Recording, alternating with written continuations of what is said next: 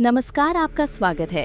दोस्तों, गरुड़ पुराण में भगवान श्री कृष्ण ने गरुड़ जी को मृत व्यक्ति की ऐसी चीज़ों के बारे में बताया है जिनका इस्तेमाल किसी भी जीवित व्यक्ति को नहीं करना चाहिए। भगवान श्री कृष्ण कहते हैं कि प्रकृति का यह नियम है कि जिसका भी जन्म हुआ है उसकी मृत्यु भी निश्चित ही है। मृत्यु ऐसा सत्य है जिसे कोई भी जानकारी नहीं सकता है। मृत्यु निकट आने पर मनुष्य को अपने शरीर का त्याग अवश्य ही करना पड़ता है और शरीर के साथ वो व्यक्ति सभी भौतिक वस्तुओं का भी त्याग कर देता है। अर्थात मनुष्य मृत्यु के पश्चात इस मृत्यु लोक की कोई भी वस्तु अपने साथ लेकर नहीं जा सकता। उसके साथ केवल उसके पाप और पुण्य ही जाते हैं। यदि किसी मनुष्य ने अपने जीवन काल में पाप से अधिक पुण्य किए हैं तो उसे मृत्यु के समय कोई कष्ट नहीं होता है और उसके प्राण सहज गति बाहर निकलते हैं। लेकिन जिस व्यक्ति ने जीवन भर पाप किए हों उसकी मृत्यु बहुत दर्दनाक होती है। उसे मृत्यु के समय बहुत पीड़ा सहन करनी पड़ती है। यमराज के दूत उस पर बिल्कुल भी दया नहीं दिखाते हैं और उसे अपने पाश में बांधकर खींचते हुए यमलोक ले जाते हैं। यमलोक जाने के मार्ग पर उसे पापी व्यक्ति को बहुत दुख होता है। वो महाकाल करता हुआ नरक के मार्ग पर चलता है, लेकिन यम के दूतों को उस पर दया नहीं आती है और वे उसे और पीड़ा देते हैं। श्री कृष्ण कहते हैं कि आत्मा का इस संसार में कुछ भी अपना नहीं होता है। आत्मा अमर है, उसका कभी अंत नहीं होता है। वो अपने कर्मों के अनुसार बार बार जान लेती है। मनुष्य का शरीर भी उसका अपना नहीं है, वो भी उसे कुछ ही समय के लिए ईश्वर द्वारा प्राप्त हुआ है और विलीन हो जाएगा। किंतु फिर भी मनुष्य इस जन्म लेकर कई भौतिक सुखों के मोह में पड़ जाता है। मृत्यु के बाद भी उसका उन वस्तुओं के प्रति मोह नहीं छूटता है। श्री कृष्ण कहते हैं कि जब तक मनुष्य सांसारिक वस्तुओं का मोह त्याग करके संपूर्ण रूप से ईश्वर को अपना नहीं लेता, तब तक वो अलग अलग योनियों में जन्म लेकर पृथ्वी लोक पर ही भटकता रहता है। कभी कभी ये मोह इतना अधिक होता है कि वो मृत्यु के बाद भी इसी पृथ्वी लोक पर भ्रमण करता है, अर्थात वो प्रेत योनि धारण करता है। श्री कृष्ण कहते हैं कि यदि किसी मनुष्य की अकाल मृत्यु हो जाती है तो वो भी प्रेत योनि में चला जाता है और प्रेत योनि में वो अपने ही परिवार के लोगों को दुख देने लगता है। कई बार हम अपने मृत परिजनों की वस्तुओं को उनकी याद में अपने पास रख लेते हैं या उनकी वस्तुओं का उपयोग भी करने लग जाते हैं। लेकिन गरुड़ पुराण के अनुसार हमें मृत व्यक्ति की कुछ वस्तुओं का उपयोग कुछ नहीं करना चाहिए, क्योंकि इन वस्तुओं के साथ उसे मृत व्यक्ति की ऊर्जा जुड़ी हुई होती है। उसे मृत व्यक्ति का उन वस्तुओं के प्रति मोह बहुत अधिक होने के कारण वो मृत्यु के बाद भी उन वस्तुओं से जुड़ा रहता है और यदि कोई इन वस्तुओं का प्रयोग करता है तो उसे कई परेशानियों का सामना करना पड़ता है। वो मृत आत्मा उसे कई प्रकार से कष्ट देने लगती है। इसीलिए किसी भी मनुष्य को मरे हुए व्यक्ति की चीज़ों का इस्तेमाल कभी नहीं करना चाहिए। चाहे तो आप उन वस्तुओं को संभल कर अपने घर में रख सकते हैं अथवा उन चीज़ों को नदी के जल में प्रवाहित कर सकते हैं, लेकिन भूल से भी उसकी वस्तुओं का इस्तेमाल नहीं करना चाहिए। उसे मृत आत्मा की शांति के लिए आप उसे व्यक्ति की प्रिय वस्तुओं का दान करते हैं तो ये बहुत ही शुभ होता है। गरुड़ पुराण में मृत व्यक्ति की ऐसी 3 चीज़ बताई गई हैं जिनका कभी भी इस्तेमाल नहीं करना चाहिए, अन्यथा मृत व्यक्ति की आत्मा पृथ्वी लोक पर ही भटकती रहेगी और उसे कभी मोक्ष की प्राप्ति नहीं होगी अथवा उसे दूसरा शरीर भी कभी प्राप्त नहीं होगा। ऐसी आत्मा आपको भी अनेक प्रकार के कष्ट देती है।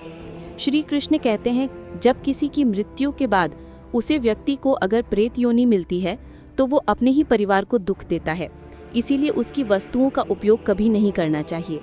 तो चलिए जान लेते हैं उन 3 वस्तुओं के बारे में जो मृत व्यक्ति की कभी भी इस्तेमाल नहीं करनी चाहिए।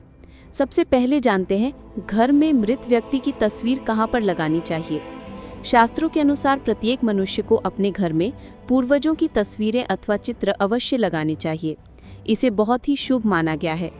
अपने मृत परिजन का चित्र बनाते समय इस बात का ध्यान रखें कि उनका अथवा तस्वीर दुखी अथवा क्रोधी अवस्था में ना हो, कि पूर्वज चित्र में प्रसन्न दिखाई देने चाहिए। जब भी हम उनके दर्शन करें तो हमारे मन में उनके प्रति श्रद्धा तथा प्रेम का भाव प्रकट हो। यदि पूर्वजों का चित्र क्रोधी अवस्था में हो तो ये मन में भय की स्थिति निर्माण करता है।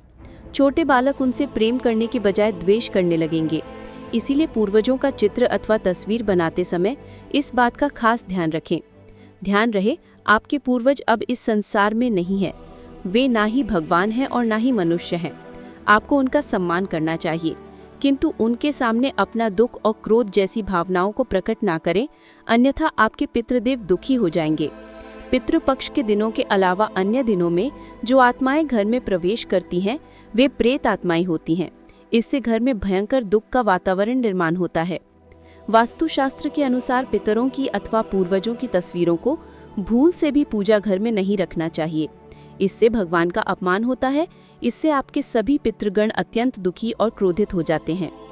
यदि आपके किसी परिजन की अकाल मृत्यु हुई है तो वे प्रेत योनि में चले जाते हैं और पृथ्वी लोक पर ही भटकते हैं। जब तक उनकी आत्मा की शांति के लिए नारायण बलि की पूजा नहीं की जाती तब तक वो प्रेत आत्मा बनकर अपने ही परिवार के लोगों को परेशान करते हैं।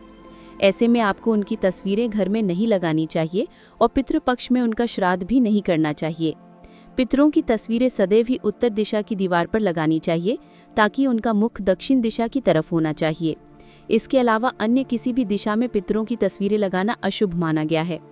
खासकर ईशान कोण में पितरों की तस्वीरें भूल से भी नहीं लगानी चाहिए। पितृपक्ष में भी पितरों के लिए किए जाने वाले सभी कार्य दक्षिण दिशा की तरफ मुख करके करने चाहिए। ध्यान रहे, मृत व्यक्ति के साथ कभी भी जीवित व्यक्ति की तस्वीरें नहीं लगानी चाहिए। साथ ही शयन कक्ष और रसोई घर में पितरों की तस्वीरें ना लगाएं। अब जानते हैं मृत व्यक्ति की कौन सी चीज़ों का उपयोग नहीं करना चाहिए। सबसे पहली चीज़ है मृत व्यक्ति के कपड़े। गरुड़ पुराण के अनुसार मृत व्यक्ति के कपड़ों का कभी भी इस्तेमाल नहीं करना चाहिए। उन्हें भूल कर भी पहनना नहीं चाहिए। ऐसा करने से मृत व्यक्ति की आत्मा उस व्यक्ति से जुड़ जाती है जो इनका इस्तेमाल करता है। मृत व्यक्ति की यादें उस व्यक्ति को सताने लग जाती हैं जो इनके कपड़ों का इस्तेमाल करता है, जिस कारण वो व्यक्ति मानसिक और शारीरिक रूप से कमज़ोर हो जाता है। उस व्यक्ति को अपने मृत परिजन की ऊर्जा का एहसास भी होने लगता है। इसीलिए मृत व्यक्ति के कपड़े कभी भी नहीं पहनने चाहिए। मृत व्यक्ति के कपड़े हमेशा दान कर देने चाहिए, जिससे उसकी आत्मा को शांति प्राप्त हो जाती है। दूसरी चीज़ है मृत व्यक्ति के गहने। गरुड़ पुराण में कहा गया है कि मृत व्यक्ति के गहने भी उसके कपड़ों की तरह ही उसकी ऊर्जा के स्रोत होते हैं। मृत व्यक्ति का अपने गहनों से लगाव कपड़ों से भी कई गुना ज़्यादा होता है, क्योंकि प्रत्येक व्यक्ति गहने खुद को सुंदर प्रतीत करने के लिए पहनता है।